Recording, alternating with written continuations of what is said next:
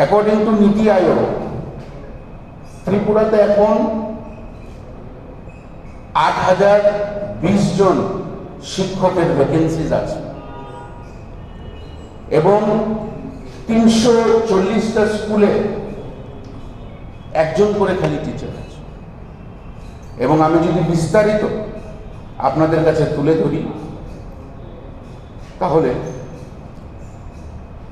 according to the reports, Tripura has 4,943 schools comprising of 2,453 primary schools, 1,261 upper primary, 665 secondary and 564 higher secondary schools. Tripura currently has 340 single teacher, মানে একটা স্কুলে খালি একটাই teacher আছে, এরকম 340টা school পুরো ত্রিপুরা রাজ্যতে আছে। এবং যে স্কুলগুলোতে টোটাল স্ট্রেংথ 6,489 স্টুডেন্ট।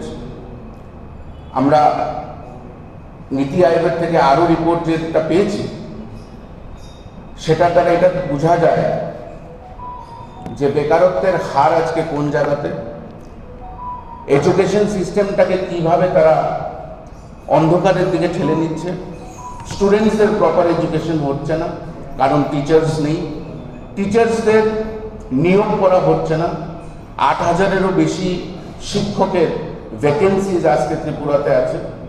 এবং অন্য রাজ্যেতে গিয়ে এই রাজ্যের মুখ্যমন্ত্রী বলছেন যে ত্রিপুরা বিকশিত ত্রিপুরা এবং ত্রিপুরার প্রত্যেকটি মডেলে কাজ হচ্ছে। এবং কলকাতাতে গিয়ে আমরা শুনেছি বলেছে ত্রিপুরা মডেলে কলকাতা চলবে। আমাদের প্রশ্ন একটাই,